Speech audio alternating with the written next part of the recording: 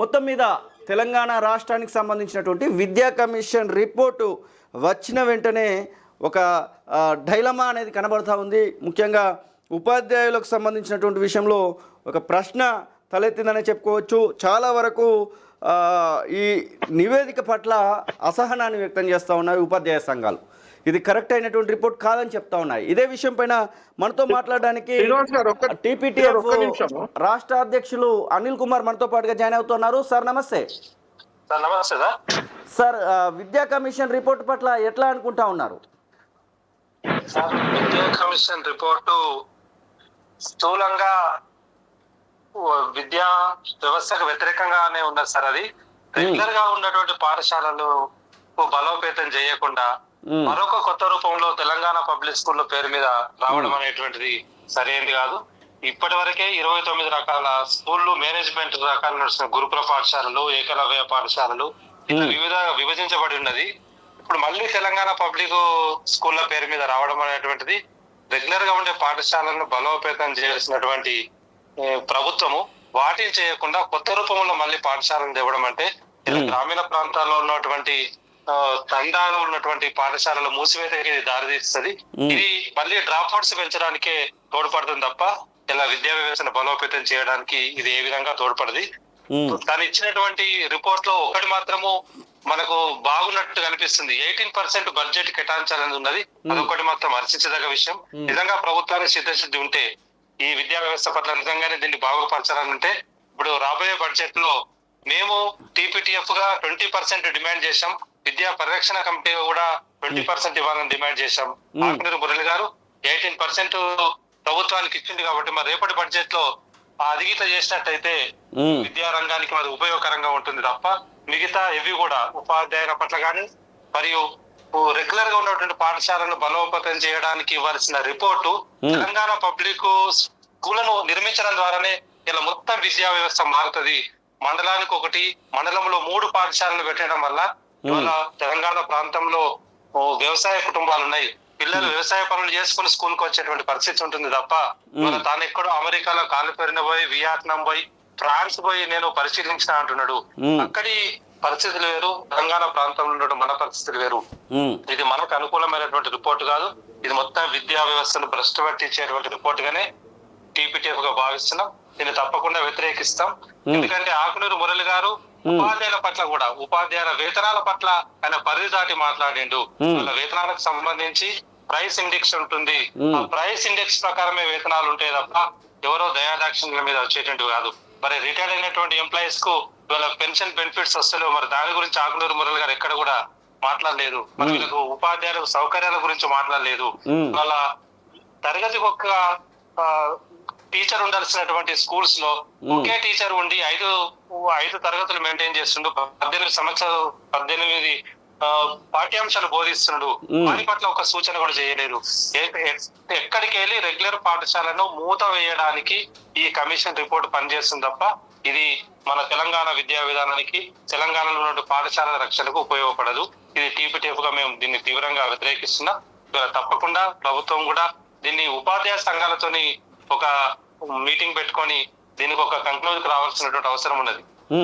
ఖచ్చితంగా ప్రభుత్వము అమలు చేస్తాము. ఒక 18% అనేది అది సుదూరంగా కనబడతా ఉంది. కానీ ఒకవేళ 18% కాకుండా మిగిలినటువంటి అంశాల్లో అమలు చేస్తామని ప్రభుత్వం పూనుకుంటే మీరు దాన్ని యాక్సెప్ట్ చేస్తారా?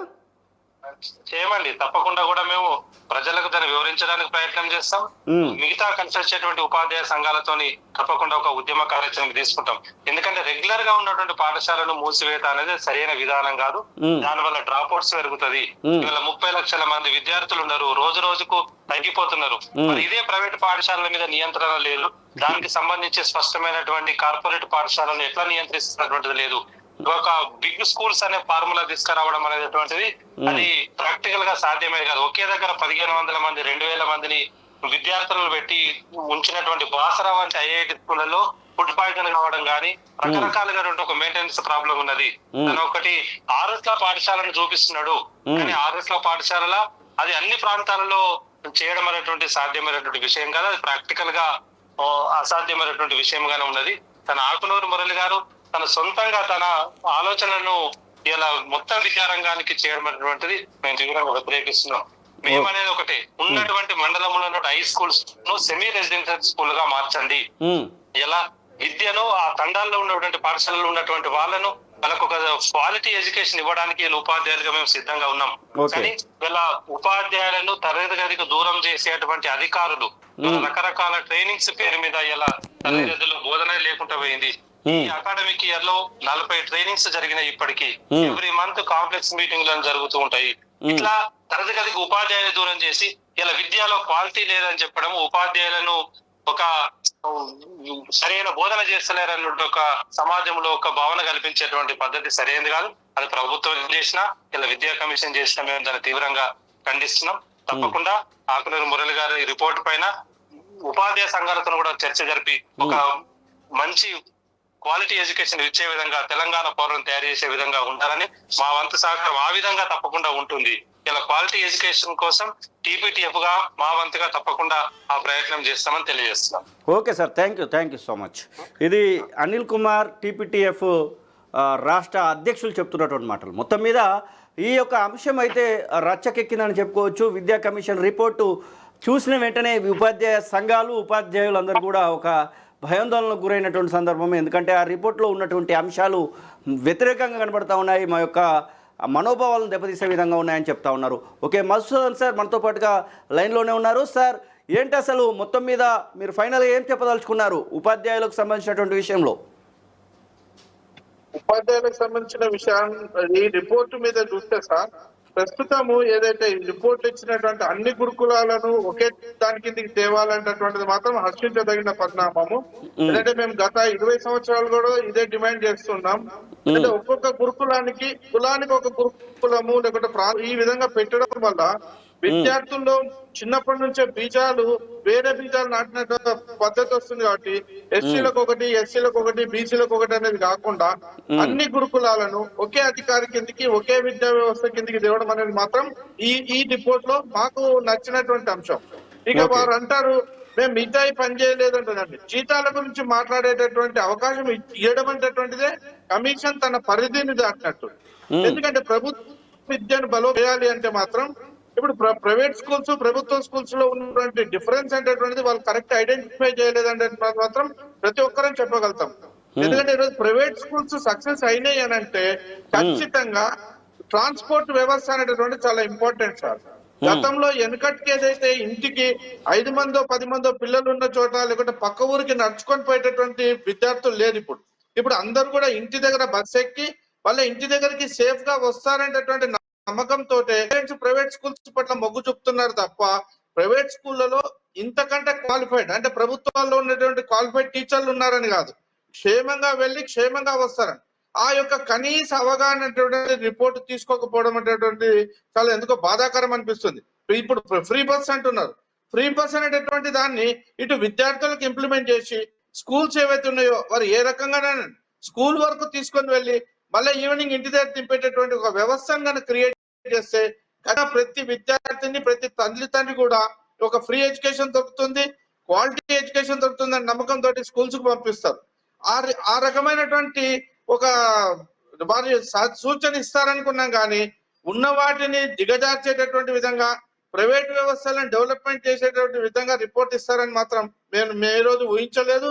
ఈవెన్ చట్టంలోనే ఉంది 25% ఆఫ్ స్కూల్స్ మిగతా వారు కంపల్సరీ ఇవ్వాలి ప్రైవేట్ స్కూల్స్ అని. దాని గురించి ఒత్తిడి చేసేటువంటిది లేదు. పెంచడం ఒకటి బాగుంది, గురుకులాలన్నింటినీ ఒకదాని కిందకి తేవడం మాత్రం బాగుంది. కానీ మిగతా రిపోర్ట్స్, మిగతా యొక్క ఇచ్చినటువంటి ఏజ్ కూడా సమంజసం కాదనేటువంటి మాత్రం ఖచ్చితంగా చెప్పగలుగుతాను.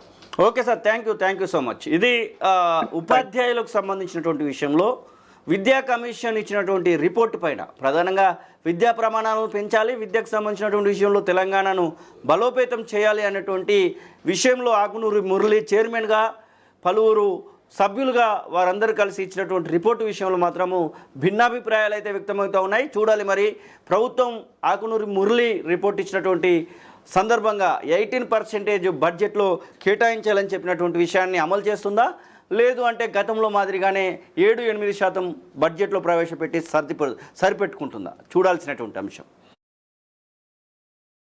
అసలైన తొలి వెలుగు. ఫాలో వాట్సాప్ @తొలి వెలుగు official.